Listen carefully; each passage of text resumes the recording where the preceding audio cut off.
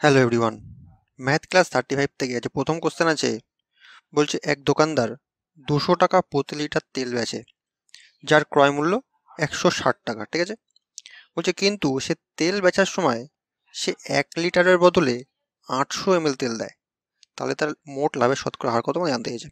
দেখো, এই টাইপের যখন ফর দোকানদারের কোশ্চেন আসবে তখন আমরা কি করবো, আমরা একদিকে কস্ট প্রাইস লিখবো অর্থাৎ সিপি লিখবো, একদিকে সেল প্রাইস লিখবো অর্থাৎ এসপি লিখবো। ঠিক আছে, সে প্রথমে বলছে 200 টাকা প্রতি লিটার তেল বেচছে, যার ক্রয় মূল্য ছিল 160 টাকা। মানে সে 160 টাকার তেলটা বিক্রি করছে 200 টাকায়। ঠিক আছে, কিন্তু তেল বেচার সময় সে কি বলছে, তেল বেচার সময় সে 1 লিটারের বদলে 800 ml তেল দিচ্ছে। আচ্ছা, 1 লিটার মানে কত? 1 লিটার মানে হচ্ছে 1000 ml। ঠিক আছে, মানে সে বিক্রি করার সময় বলছে আমি 1000 ml দিচ্ছি, কিন্তু আসল দিচ্ছে কত? 800 ml। মানে সে এসপি কত বলছে? এসপি বলছে 1000, মানে এখানে আমরা 1000 লিখবো। ঠিক আছে, আর দিচ্ছে কত? দিচ্ছে 800 ml, মানে কস্ট প্রাইসের জায়গায় আমরা 800 ml লিখবো। ঠিক আছে, এবার কি করবো, আমরা গুণ করবো। তো শূন্যগুলো কেটে নিই। যদি আমরা শূন্যগুলো কমে নিই তাহলে কি হয়? তাহলে হয় হচ্ছে একটা দুটো, একটা দুটো কেটে যাচ্ছে, একটা কাটছে একটা কাটছে, তো 4 দিয়ে কাটলে 4 4 16, 4 দিয়ে কাটলে 4 5 20, আর এ পাশে 2 দিয়ে কাটলে 4 দুগুণি 8, 2 দিয়ে কাটলে 5 দুগুণি 10। তাহলে আমার থাকছে 4 4 16 কস্ট প্রাইস, আর 5 5 25 সেল প্রাইস। মানে 16 টাকার মালটা 25 টাকা বিক্রি করছে, তো তাহলে লাভ কত হচ্ছে? 16 টাকা লাভ হচ্ছে 9 টাকা। তাহলে লাভের শতকরা হার করতে কত হবে? প্রফিট 9 টাকা ডিভাইড বাই কস্ট প্রাইস অর্থাৎ 16 ইন্টু 100। ঠিক আছে, তাহলে কত হচ্ছে? 900/16 থাকছে। 900/16কে যদি আমরা ভাঙাই তাহলে হচ্ছে 5 16 80, 10 100, 6 16 96, 56, তার পয়েন্ট চলে আসবে। দেখো অপশানে 56 একটাই আছে, অপশান বিতেই আছে। দেখো 56.25, তাহলে এটা আমাদের অ্যান্সার হয়ে যাবে 56.25। ঠিক আছে, তাহলে লাভের শতকরা হার হয়ে যাবে 56.25। বোঝা গেল? চলো পরবর্তী কোশ্চেন দেখা যাক। পরবর্তী কোশ্চেন আছে, দুটি সংখ্যার অনুপাত 2:3, যদি প্রত্যেকের সাথে 8 যোগ করা হয় তবে অনুপাত বদলে কত হয়? বলছে 8:11 হয়ে যায়। বলছে তাহলে সংখ্যা দুটি কি আমাদের বার করতে। দেখো আমাদের বলছে দুটি সংখ্যার অনুপাত 2:3, তার মানে ধরলাম একটা সংখ্যা হচ্ছে 2x আর একটা হচ্ছে 3x। ঠিক আছে, এবার কি বলছে? প্রত্যেকের সাথে 8 যোগ করতে। তাহলে এটার সঙ্গে 8 যোগ করলাম, এটার সঙ্গে 8 যোগ করলাম, এর ফলে অনুপাত কত দাঁড়াবে? এর ফলে অনুপাত হবে 8:11, তার মানে 8/11। এটাকে সমাধান করলে আমাদের অ্যান্সার বেরিয়ে যাবে। দেখো, যদি 11 দিয়ে আমরা গুণ করি তাহলে 11 দুগুণে 22x প্লাস 8 11 88, 8 দিয়ে করলে 3 8 24x প্লাস 8 8 64। ঠিক আছে, যদি এটাকে 24 আর 22কে ভাঙাই তাহলে হচ্ছে বিয়োগ হয়ে যাবে, 2x থাকবে, আর 88 আর 64কে করলে থাকবে হচ্ছে 24। ঠিক আছে, তাহলে x ইজিক্যাল টু কত হবে? x ইজিক্যাল টু হয়ে যাবে 12। x ইজিক্যাল টু 12 হলে সংখ্যা দুটো কি হবে? আমরা একটা 2x একটা 3x ধরেছিলাম, মানে 2x মানে 24 হয়ে যাবে, 12 দুগুণে 24, আর 3x মানে 3 12 36। ঠিক আছে, তাহলে সংখ্যা দুটো হবে, একটা হবে 24, একটা হবে 36। অপশান বিতে আছে 24 36, অপশান বি হয়েছে সঠিক উত্তর। বুঝতে পারলে? চলো পরবর্তী কোশ্চেন দেখা যাক। পরবর্তী কোশ্চেন আছে, বলছে স্রোতের অনুকূলে এবং স্রোতের প্রতিকূলে একটি নৌকার বেগ ক্রমশ বলছে 16 কিলোমিটার প্রতি ঘন্টা এবং 12 কিলোমিটার প্রতি ঘন্টা। বলছে স্রোতের বেগ কত আমাদের বার করতে। দেখো আমাদের বলছে একটা নৌকার, তার অনুকূলের বেগ আর প্রতিকূলের বেগ দেওয়া আছে। অনুকূলের বেগ দেওয়া আছে আমাদের হচ্ছে 16 কিমি প্রতি ঘন্টা, 16 কিমি প্রতি ঘন্টা, আর প্রতিকূলের বেগ কে দেওয়া আছে? 12 কিমি প্রতি ঘন্টা। ঠিক আছে, এখান থেকে স্রোতের বেগ কে বার করতে হয়? এখান থেকে যখন অনুকূলের বেগ আর প্রতিকূলের বেগ আমরা পেয়ে যাব, তখন স্রোতের বেগ বার করার একটা নিয়ম হলো অনুকূলের বেগ মাইনাস প্রতিকূলের বেগ ডিভাইড বাই 2। ঠিক আছে, এটা মান বসাও।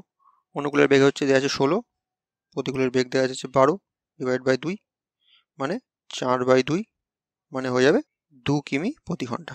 বোঝা গেল? তাহলে স্রোতের বেগ আমার পেলো 2 কিমি প্রতি ঘন্টা। অপশান বিতে আছে 2 কিমি প্রতি ঘন্টা, অপশান বি হয়ে সঠিক উত্তর। এখানে যদি নৌকার বেগ বার করতে বলতো তাহলে আমরা কি করতাম? আমরা এই স্রোতের বেগ বার করার সময় অনুকূলের বেগ মাইনাস প্রতিকূলের বেগ ডিভাইড বাই 2 করেছিলাম। আর যদি নৌকার বেগ অর্থাৎ বোটের বেগ বার করতে বলতো তাহলে আমরা কি করতাম? অনুকূলের বেগ প্লাস প্রতিকূলের বেগ ডিভাইড বাই 2 করতাম। ঠিক আছে, এই সূত্রটা আমরা ইউজ করতাম। বোঝা গেল? চলো পরবর্তী কোশ্চেন দেখা যাক। পরবর্তী কোশ্চেন আছে, রাম তার যাত্রাপথে 20 ঘন্টায় মোট 500 কিমি দূরত্ব যাত্রা করে, যার মধ্যে কিছু দূরত্ব বাইকে 30 কিমি প্রতি ঘন্টা বেগে এবং বাকি দূরত্ব গাড়িতে করে 20 কিমি প্রতি ঘন্টা বেগে যায়। বলছে বাইকে করে সে কতটা দূরত্ব যায় তা নির্ণয় করতে। দেখো আমাদের বলছে রাম মোট গেছে 20 ঘন্টায় 500 কিমি, তার মধ্যে কিছু গেছে বাইকে, কিছু গেছে গাড়িতে, মানে কিছু গেছে হচ্ছে বাইকে আর কিছু গেছে গাড়িতে, মানে কারে, ঠিক আছে। বাইকে গেছে কত 30 কিমি প্রতি ঘন্টা বেগে, 30 কিমি প্রতি ঘন্টা বেগে, আর গাড়িতে গেছে 20 কিমি প্রতি ঘন্টা বেগে, ঠিক আছে। আর দেখো মোট বলেছিল 20 ঘন্টায় গেছে 500 কিমি, তাহলে 20 ঘন্টা যদি 500 কিমি যায় তাহলে এর গড় গতিবেগ কত, 500/20 অর্থাৎ 25 কিমি প্রতি ঘন্টা, ঠিক আছে। বোঝা গেল? আমরা কি করবো, আমরা মাঝখানে লিখবো, লিখে অ্যালিগেশন পদ্ধতি ইউজ করবো, থেকে এটা বিয়োগ, থেকে এটা বিয়োগ, ঠিক আছে। তাহলে 25 থেকে 20 বিয়োগ করলে আমার থাকে 5, আর 30 থেকে 25 বিয়োগ করলে আমার থাকে 5, মানে 5:5 বা 1:1 বলতে পারো। এটা কিসের রেশিও বেরোলো, এটা বেরোলো হচ্ছে টাইমের রেশিও, ঠিক আছে, মনে রাখবে এটা হচ্ছে টাইমের রেশিও। এবার আমাদের মোট টাইম বলে দিয়েছিল 20 ঘন্টা, তাহলে আমার টাইমের রেশিও হলো 1:1, মানে 10 ঘন্টা আর 10 ঘন্টা, 1:1 মানে। তো আমরা জানতে চাইছে বাইক এসে কত দূরত্ব গেছিল। বাইক এসে গেছিল 30 কিমি প্রতি ঘন্টা বেগে, আর গেছে কত 10 ঘন্টা, তাহলে 30 কিমি প্রতি ঘন্টা বেগে গেলে যদি 10 ঘন্টা যায় তাহলে কত দূরত্ব গেছে মোট, মোট গেছে হচ্ছে 300 কিমি দূরত্ব। বোঝা গেল? তাহলে অপশন কোথায় আছে, অপশন সি থেকে 300 কিমি, অপশন সি হয়েছে সঠিক উত্তর। বুঝতে পারলে? চলো পরবর্তী কোশ্চেন দেখা যাক। পরবর্তী কোশ্চেন আছে সংখ্যা 49*2375 স্টারের স্থানে কত সংখ্যা হলে সংখ্যাটি 11 দ্বারা বিভাজ্য হয় জানতে গেছে। তো দেখো 11 দ্বারা সংখ্যা বিভাজ্যতার নিয়ম কি, নিয়ম হচ্ছে আমার সংখ্যা কত দেওয়া আছে 9 4 2 3 5 7, ঠিক আছে। নিয়ম হলো একটা ঘর ছেড়ে ছেড়ে সংখ্যা নেওয়া, মানে 9 তারপরে স্টার প্লাস 3 9 আর 3 12, 12 আর 7 19, তাহলে প্রথমটা যোগ কত আসলো 19, সাথে একটা স্টার আছে, ঠিক আছে, 19 প্লাস স্টার, আর বাকি সংখ্যাগুলো যোগ করতে হবে। তারপরে তার মানে হচ্ছে 4 আর 2 6 আর 5 11। এবার কি করতে হবে, এবার এই সংখ্যা দুটোকে বিয়োগ করতে হবে, মানে 19 প্লাস স্টার মাইনাস 11, এটা সমান সমান কত হতে হবে, এটা সমান সমান 0 অথবা 11 হতে হবে, ঠিক আছে, যেহেতু 11 দ্বারা বিভাজ্য বলেছে 0 অথবা 11 হতে হবে। তো দেখো যদি আমরা বিয়োগ করি তাহলে কত থাকছে 11 থেকে 19 থেকে 11 বিয়োগ করলে আমার থাকছে 8 প্লাস স্টার। দেখো 8-এর সঙ্গে কিছু যোগ করলে আমার নিশ্চয়ই শূন্য আসতে পারে না, কোনো কিছু যোগ করলে কি শূন্য আছে, কোনো আসে না, তার মানে আমার এখানে 11 আনতে হবে। তাহলে 8-এর সঙ্গে কত যোগ করলে 11 আছে, 8-এর সঙ্গে এখানে স্টারের জায়গায় যদি আমরা 3 বসাই তাহলে 8 আর 3 আমার 11 হয়ে যায়। তার মানে আমাদের জানতে চাইল যে স্টারের জায়গায় কত বসতে হবে, স্টারের জায়গায় আমার 3 বসাতে হবে। বুঝতে পারলে? অপশান সিতে আছে 3, অপশান সি হয়েছে সঠিক উত্তর। বোঝা গেল? চলো পরবর্তী কোশ্চেন দেখা যাক। দেখো পরবর্তী কোশ্চেন আছে যদি 28-এর বর্গকে সবচেয়ে বড় সেই সংখ্যা দিয়ে ভাগ করা হয় যা 42 এবং 56 উভয়কেই ভাগ করতে পারে, তবে ভাগফল কি হবে। আমাদের কি বলছে, আমাদের বলছে 28-এর বর্গ, 28-এর বর্গ মানে 28 স্কোয়ার, 28 স্কোয়ার মানে 28 ইন্টু 28, এটাকে সেই বড় সংখ্যা দিয়ে ভাগ করতে যা 42 আর 56, 42 এবং 56 উভয়কেই ভাগ যায়, সবচেয়ে বড় সংখ্যা কত। তো 42 আর 56কে একেবারে ভাগ যায় সবচেয়ে বড় কত সংখ্যা আছে, এটা বার করতে হলে কি করতে হবে, আমাদের এই দুটোর গসও বার করতে হবে, অর্থাৎ এই সিএফ বার করতে হবে। তো 42 আর 56কে দুটোকে কত দিয়ে ভাগ করলে মানে সবচেয়ে বড় কত সংখ্যায় ভাগ যায়, ডাইরেক্ট যায় হচ্ছে 14 দিয়ে, 3 14 42, 4 14 56, ঠিক আছে, সেটা ভাগ করতে বলেছে। মানে বেসিক্যালি আমাদের বলতে চাইছে 28-এর স্কোয়ারকে 14 দিয়ে ভাগ করতে, সেটাকে একেবারে ডাইরেক্ট সরল ভাষায় না বলে আমাদের এই কথাটা ঘুরিয়ে লিখেছে 28-এর স্কোয়ারকে 14 দিয়ে ভাগ করতে। যদি আমরা ভাগ করি তাহলে 14 দুগুণি 28, তাহলে 28 দুগুণি 56 হয়ে যায় আমার অ্যান্সার। ভাগফল জানতে চাইছে, ভাগফল জানতে চাইছে 56, অপশান সিতে 56, অপশান সি এর সঠিক উত্তর। বুঝতে পারলে? চলো পরবর্তী কোশ্চেন দেখা যাক।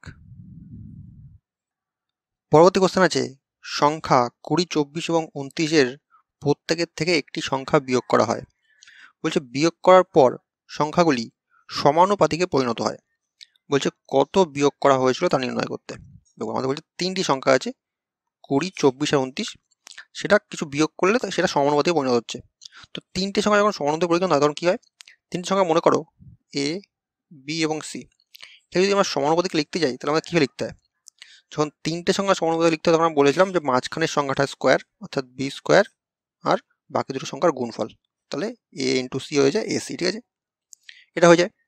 তো এটা করার জন্য সবথেকে সোজা নিয়ম হচ্ছে অপশান এলিমিনেট করা, গো থ্রু অপশান করা। ঠিক আছে, তাহলে সব থেকে সোজা হয়ে যাবে। দেখো, যদি আমরা বিয়োগফল 4 ধরি তাহলে প্রথমে 20 থেকে কী হবে 4 বিয়োগ হবে, মানে এ ইজ ইকাল টু হয়ে যাবে 16, বি আমাদের কত 24, 24 থেকে 4 বিয়োগ করলে হবে 20, 20 স্কোয়ার ইন্টু সি কত হবে 29 থেকে 4 বিয়োগ, 29 থেকে 4 বিয়োগ করলে আমাদের থাকলে 25। ঠিক আছে, 20 স্কোয়ার মানে আমরা কত, 20 স্কোয়ার মানে 400 ইন্টু 16 ইন্টু 25 করলে 500 মাসে 0 হয় থাকে 8, 16 দুগুণে 32 থেকে 40। তখন আমার প্রথম অপশানটাই মিলে যাচ্ছে, 400 ইন্টু 400 দিলে 400 হয়ে গেলো, মানে লেফট হ্যান্ড সাইড দিকে রাইট হ্যান্ড সাইড পুরো হয়ে গেলো। মানে আমার কত বিয়োগ করা হলো জানতে চেয়েছিল, বুঝলো কত বিয়োগ করা হলো জানতে চেয়েছিল, তোমাদের 4 বিয়োগ করা হয়েছিল। বুঝতে পারলে একটা নিয়ম গেলো গোথ্রু অপশান। যদি তোমরা নর্মাল নেমে করতে যাও সেটা দেখো, আমরা কি বললাম এবিসি থেকে নিয়ম কি, এ বি সি তিনটে সংখ্যা থাকলে সেটা হচ্ছে B square is equal to AC. ঠিক আছে, এটা কীভাবে আসলো, এটা আসলো হচ্ছে এ ইস টু বি অনুপাতিক বি ইস টু সি। ঠিক আছে, এই নিয়মে আসলো, কারণ A by B is equal to B by C. তাহলে এই কোনো গুলো বি স্কোয়ার হয়ে যাবে। যদি তোমরা মান বসাও, ধরো আমরা জানি না যে বিয়োগফল কত, তা বিয়োগফল ধরে নিলাম এক্স। এটা লেখার নিয়ম হলো, সেটা হলো একে 20 ধরলাম, 20 মাইনাস এক্স। নিচে যখন বি লিখবো তখন বির সময় লিখবো কি, বিতে 24 মাইনাস এই এ লিখবো, এক্স লিখবো না। ঠিক আছে, 20 লিখবো ইজিক্যাল টু বি, এইখানে লিখবো হচ্ছে 24 মাইনাস এক্স, নিচে সি আছে মানে 29 মাইনাস বি মানে 24। বোঝা গেল? এটা সলভ করো, যদি আমরা সলভ করি তাহলে আমাদের হচ্ছে 20 minus x divide by 4 equal to 24 minus x divide by 5 থাকে। ঠিক আছে, এবার কোনাকুনি গুণ করো, যদি কোনাকুনি গুণ করি তাহলে আমার থাকছে হচ্ছে 100 minus 5x is equal two 4 24 96 minus 4x। তাহলে 4x মাইনাস 5x আর চলে গেলে প্লাস হয়ে যায়, মানে থাকছে আমার হচ্ছে x ইজিক্যাল টু 100 থেকে 4 96 বিয়োগ করলে আমার থাকে 4, মানে x ইজিক্যাল টু সেই আমাদের 4ই পেয়ে গেল। ঠিক আছে, আমার 4 বিয়োগ করা হয়েছিল। বোঝা গেল? অপশান এ হয়ে যাচ্ছে তাহলে আমার সঠিক উত্তর। যে কোনো নিয়মে তোমরা করতে পারো, আগের নিয়মে করতে পারো, এই নিয়মে করতে পারো। বুঝতে পারলে? চলো পরবর্তী কোশ্চেন দেখা যাক। চলো পরবর্তী কোশ্চেন আছে চোর পুলিশ ধরার অঙ্ক। বলছে একজন পুলিশ 600 মিটার দূর থেকে একটা চোরকে দেখতে পেয়েছে। মনে করো পুলিশ এখানে আছে, চোর এখানে আছে, তাহলে পুলিশ 600 মিটার দূর থেকে চোরকে দেখতে পেয়েছে, দূরত্ব 600 মিটার। ঠিক আছে, বলছে পেছনে দৌড় শুরু করলো, ভালো কথা। পুলিশ ও চোরের গতিবেগ যথাক্রমে বলছে 12 কিমি প্রতি ঘন্টা আর 10 কিমি প্রতি ঘন্টা। পুলিশের গতিবেগ হচ্ছে 12 কিমি প্রতি ঘন্টা, আর চোরের গতিবেগ 10 কিমি প্রতি ঘন্টা। তাহলে কতক্ষণ পরে চোর ধরা পড়বে, তাই তো? তো দেখো, যখন দুজনে একই দিকে দৌড়াচ্ছে তার মানে তখন কি হবে, রিলেটিভ স্পিড কাজ করবে, অর্থাৎ আপেক্ষিক গতি কাজ করবে এখানে। তাহলে রিলেটিভ স্পিড কত হয়ে যাবে এদের, রিলেটিভ স্পিড একই দিকে দৌড়ালে বিয়োগ হয়ে যায়, আমরা জানি একই দিকে যখন দৌড়ায় তখন রিলেটিভ স্পিড বিয়োগ হয়ে যায়, মানে এখানে 12 মাইনাস 10 হয়ে যাবে। ঠিক আছে, তাহলে থাকবে হচ্ছে 2 কিমি প্রতি ঘন্টা। ঠিক আছে, এবার দেখো কোশ্চেনে সবগুলো মিনিটে দেওয়া আছে, তার মানে আমার এখানে কি করতে হবে, আর দূরত্ব দেখো আমার মিটারে দেওয়া আছে, মানে এটাকে আমাকে মিটার বাই সেকেন্ডে প্রথমে কনভার্ট করতে হবে, মানে 5/18 প্রথমে গুণ করতে হবে। তোমার থাকছে কত, 5 দুগুণে 10 বাই 18 মিটার পার সেকেন্ড। এবার কি ডিস্টেন্স আমার কী বার করতে হবে, সময় বের করতে হবে। টাইম অ্যান্ড ডিস্টেন্স সূত্র আমরা কি জানি, distance equal to speed into time. তাহলে এখান থেকে টাইম ইজিক্যাল টু কী হবে, distance by speed. Time equal to distance কত, ডিস্টেন্স 600 মিটার, তাহলে 600 ডিভাইড বাই স্পিড কত আছে, স্পিড আছে 10 বাই 18, আর ওটা উল্টে গিয়ে ওপারে চলে যাবে, মানে 10 নিচে 10 থাকবে আর ওপরে এখানে 18 চলে আসবে। ঠিক আছে, তাহলে একটা শূন্য কাটা, তোমার থাকছে কত 60 ইন্টু 18, এটা সেকেন্ড। ঠিক আছে, মিটার পার সেকেন্ড, এটা তাহলে সেকেন্ড পেয়ে গেলো আমার সময়, টাইম সেকেন্ডে পেয়ে গেলো, কিন্তু আমার অপশানগুলো সব মিনিটে আছে। তাহলে এটা মিনিটে পরিণত করতে হলে কী করতে হয়, ডিভাইড বাই 60 করতে হয়। তাই যদি আমরা কাটি 60 দিয়ে 60 কেটে যাচ্ছে, তাহলে এখানে তখন সেকেন্ড থাকছে না, হয়ে যাচ্ছে 18 মিনিট। বুঝতে পারলে? অপশান সিতে 4 মিনিট, অপশান সি হচ্ছে সঠিক উত্তর।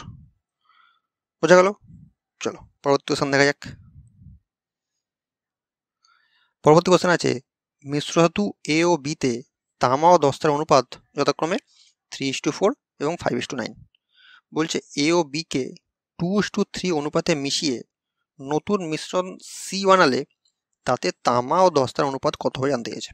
দেখো বলছে মিশ্র তো একটা তামা আর দস্তা, যাই তো, মানে তামা মানে হচ্ছে কপার আর জিঙ্ক। তার মধ্যে মিশ্র ধাতু এ আছে, এতে কত আছে, এর রেশিও হচ্ছে 3:4, আর বি এর রেশিও হচ্ছে 5:9। ঠিক আছে, এটাকে বলছে এ আর বি কে মেশাতে হবে 2:3 অনুপাতে। তো মেশানোর আগে কি বলেছিলাম আমরা, মেশানোর আগে অনুপাত চেক করে নিতে যে সমান আছে কিনা। তো দেখো 4 আর 3 7 আছে এখানে, আর এখানে কত আছে, 5 আর 9 14 আছে। ঠিক আছে, সরি এটা একটু ঠিক করে লিখি, এটা আছে 7, এটা আছে 14, তাহলে অনুপাত সমান নেই। কি করতে হবে আমাদের, 7 আর 14 লসগু বার করতে হবে। লসগু কত হবে, 14 বেরাবে। তো এটাকে 14 ভাঙাতে করতে গেলে আমার সঙ্গে 2 গুণ করতে হবে, 14 রাখতে গেলে আমার এর সঙ্গে 1 গুণ করতে হবে। তো গুণ করো না করো একই থাকবে। তাই যদি আমরা 2 তে গুণ করি এটাকে, তাহলে আমাদের আসে হচ্ছে 3 দুগুণী 6 4 দুগুণী 8, এটা একই থাকে 5:9 থাকে। এবার দেখো 8 আর 6 14, 9 আর 5 14, দুটো সমান হয়ে গেল। এবার বলছে 2:3 অনুপাতে মেশাতে, মানে এটার সঙ্গে 2 গুণ, এটার সঙ্গে 3 গুণ। দেখো যখন তোমরা পরীক্ষা করবে তখন এইখানেই একেবারে এর সঙ্গে 3, এর সঙ্গে 2, এর সঙ্গে 3 গুণ করে দেবে, তাহলে দুবার করে করে দেখতে হবে না। ডাইরেক্ট তোমার এখানে 4 দিয়ে গুণ করে দেবে, এখানে 3 দিয়ে গুণ করে দেবে, তাহলে একেবারে বেরিয়ে যাবে। এখানে করো নর্মালি করো, 2 দিয়ে গুণ করো, 6 দুগুণী হচ্ছে আমার প্রথমে এটা আসবে 12:8 দুগুণী 16, আর এটা 3 দিয়ে গুণ করলে 3 5 15:3 নং 27। মেশাতে বলেছে, দুটো যোগ করে দাও, 12 আর 15 27, 6 আর 7 13, 3 হাতে 1, 2 আর 2 4, মানে 27:43। নতুন অনুপাতে তামা ও দস্তার অনুপাত হচ্ছে 27:43। অপশান ডি হয়ে যাচ্ছে আমার সঠিক উত্তর। বুঝতে পারলে? চলো পরবর্তী কোশ্চেন দেখা যাক। পরবর্তী কোশ্চেন আছে, এ বি এর থেকে 3 গুণ বেশি দক্ষ। বলছে এ কাজ করা শুরু করে এবং তারা একদিন বাদে বাদে কাজ করে। বলছে মোট কাজ শেষ হতে যদি 24 দিন সময় লাগে, তবে এ একা কাজটি কতদিনে শেষ করতে পারবে তা জানতে চেয়েছে। দেখো আমাদের বলছে এ আর বি এর কর্মদক্ষতা অনুপাত দেওয়া আছে, কি দেওয়া আছে, বলছে এ বি এর থেকে 3 গুণ বেশি দক্ষ, মানে বি যদি একদিনে 1 ইউনিট কাজ করে, এদের থেকে 3 গুণ বেশি দক্ষ, মানে এ কত কাজ করবে, 3 ইউনিট কাজ করবে, তাহলে এদের কর্মদক্ষতা অনুপাত 3:1। বোঝা গেল? এর বলছে এ কাজ করা শুরু করেছে, মানে প্রথম দিন এ কাজ করেছে, তারপরে তারা বলছে একদিন বাদে বাদে কাজ করছে, মানে দ্বিতীয় দিন বি কাজ করবে, আবার তৃতীয় দিন এ কাজ করবে, আবার চতুর্থ দিন বি কাজ করবে, এইভাবে চলতে থাকবে। তাহলে এ যদি একদিন কাজ করে, সে কত ইউনিট কাজ করে, 3 ইউনিট কাজ করে। পরের দিন বি কাজ করলে 1 ইউনিট কাজ করে, তারপরে আবার এ 3, বি 1। তাহলে দেখো এখান থেকে এ আর বি দুদিনে মিলে মোট কত কাজ করছে, দুদিনে তারা 3 থেকে 4 ইউনিট কাজ করছে। ঠিক আছে, আর আমার বলছে কাজটা শেষ হতে 24 দিন সময় লাগবে। তাহলে দুদিনে যদি 4 ইউনিট কাজ করে, তাহলে মোট কাজ কত, তাহলে 24। তাহলে এখানে কত গুণ করতে হলো, 2 এর সঙ্গে আমার 2 এর সঙ্গে 12 গুণ করতে হলো। তাহলে কাজের ইউনিট কত দাঁড়াবে, 4 এর সঙ্গে তাহলে আমার 12 গুণ করতে হবে, তাহলে 4 12 হয়ে যাবে 48 ইউনিট। এটা হলো আমার টোটাল ওয়ার্ক। বোঝা গেল টোটাল ওয়ার্ক এটা আমার। এবার আমার জানতে চেয়েছে এ একা কাজ করলে কাজটা কতদিন শেষ হবে। এ যদি একা কাজ করে তাহলে সে একদিনে 3 ইউনিট কাজ করে, আর মোট কাজ হচ্ছে আমার 48 ইউনিট। 48/3 মানে 3 16 48, মানে এ একা কাজ করলে সেই কাজটা 16 দিনে শেষ হয়ে যাবে। ঠিক আছে, অপশান সি তে আছে 16, অপশান সি হয়েছে সঠিক উত্তর। বোঝা গেল? চলো পরবর্তী কোশ্চেন দেখা যাক। পরবর্তী কোশ্চেন আছে, দুজন প্রার্থীর একটি ভোটে 5% ভোট অবৈধ ঘোষিত হয়। বলছে জয়ী প্রার্থী 2200 ভোট এবং হারা প্রার্থী 1600 ভোট পেয়েছে। বলছে হারা প্রার্থী মোট ভোটের কত শতাংশ ভোট পেয়েছে তা আমাদের বার করতে। দেখো আমাদের বলছে দুজন প্রার্থী একটা ভোটে 5% ভোট অবৈধ হয়েছে, তোমরা ধরে নিলাম মোট ভোট হচ্ছে কত 100%। ঠিক আছে, এর থেকে 5% ভোট অবৈধ ঘোষিত হয়েছে, তাহলে বৈধ ভোট কত, বৈধ ভোট হচ্ছে 95%। বুঝা গেল? এই 95%-এর মধ্যে বলছে যে জিতেছে সে 2200 ভোট পেয়েছে, মানে এর মধ্যে যে জিতেছে সে 2200 ভোট পেয়েছে, যে হেরেছে সে 1600 ভোট পেয়েছে। ঠিক আছে, তাহলে টোটাল মোট ভোট কত, টোটাল ভোট হয়ে যাবে আমার 2200 আর 16 যোগ করলে 3800। ঠিক আছে, এটা সমান সমান কত? সমান সমান 95%। তাহলে এটা সমান সমান 95%। বোঝা গেল? তাই 95% সমান যদি 3800 হয়, তাহলে 1% সমান কত? 1% সমান হবে 3800 ডিভাইড বাই 95। বোঝা গেল? যদি আমরা 19 দিয়ে কাটি, 5 19 95, 19 দিয়ে কাটলে 19 দুগুণী 38, 200, 5 দিয়ে কাটলে 4 5 20, 40। মানে 1 ইউনিট সমান সমান আমরা বলছে 40। তাহলে 1 সমান যদি 40 হয়, তাহলে টোটাল মোট ভোট কত? 100% ধরেছিলাম। 1 মানে 40 হলে 100 মানে কত? 100 মানে হয়ে যাবে 4000। বোঝা গেল? মোট ভোট তাহলে 4000 বেরোলো। এবার জানতে চেয়েছে যে হেরেছে, হারা প্রার্থী কত শতাংশ ভোট পেয়েছে। ভোট পেয়েছে 1600, হারা প্রার্থী 1600 ভোট পেয়েছে। কতর মধ্যে? মোট ভোট 4000 ডিভাইড বাই 4000, পার্সেন্টেজ বার করতে হবে মানে ইন্টু 100। আমরা কাটি, একটা দুটো 4 দিয়ে কাটলে, সরি 4000 হবে এখানটায়। ঠিক আছে, একটা শূন্য বেশি আছে, তাহলে এই শূন্য শূন্য কেটে যাবে, 4 4 16, মানে থাকবে হচ্ছে 40%। হয়ে যাবে আমার 40% ভোট। বুঝতে পারলে? অপশান কোথায় আছে? অপশান ডিতে আছে 40, অপশান ডি হয়ে সঠিক উত্তর। বোঝা গেল? চলো পরবর্তী কোশ্চেন দেখা যাক। পরবর্তী কোশ্চেন আছে, 18টি পেন 660 টাকায় বিক্রি করলে 4টি পেনের দামের সমান লাভ হয়। বলছে একটি পেনের ক্রয় মূল্য কত আমরা জানতে গেছে। দেখো, প্রফিট কখন হয়? প্রফিট ইজিক্যাল আমরা কি জানতে পারি? প্রফিট ইজিক্যাল হচ্ছে sell price minus cost price, তাই তো? তো আমার এখানে বলছে সেল প্রাইস হচ্ছে 660, 18টি পেনের সেল প্রাইস, 18টি পেনের সেল প্রাইস মাইনাস কি হবে? 18টি পেনের কস্ট প্রাইস সমান সমান কত? প্রফিট হবে। প্রফিট কত? 4টি পেনের দাম, 4টি পেনের দাম মানে 4টি পেনের কস্ট প্রাইস। বুঝতে পারলে? তাহলে এখান থেকে 18টি পেনের সেল প্রাইস ইজিক্যাল টু আমার থাকছে 18টা বছর চলে গেলে 18 হচ্ছে 22টা পেনের কস্ট প্রাইস। ঠিক আছে, এবার দেখো আমাদের বলে দিয়েছিল 18টা পেনের বিক্রয় মূল্য 660 টাকা, 18টা পেনের বিক্রয় মূল্য 660 টাকা। এটা সমান সমান কত? 22টা পেনের ক্রয় মূল্য।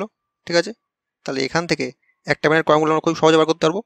তাহলে এখানে সিপি ইজিক্যাল টু হয়ে যাবে, সিপি ইজিক্যাল টু 22 দিয়ে কাটলে 3 বাই 66 অর্থাৎ 30। তাহলে সিপি সমান সমান আমার বেরোলো হচ্ছে 30। আমরা জানতে চাইছি একটি পেনের ক্রয় মূল্য, তাহলে একটি পেনেরই সিপি বেরোলো, তাহলে একটি পেনের ক্রয় মূল্য হয়ে যাবে 30 টাকা। বোঝা গেল? তো এই ছিল যে কোশ্চেনগুলো ভালো থাকলে অবশ্যই ভিডিও লাইক করে দিও, আর চ্যানেল নতুন থাকলে সাবস্ক্রাইব করে নিও। চলো।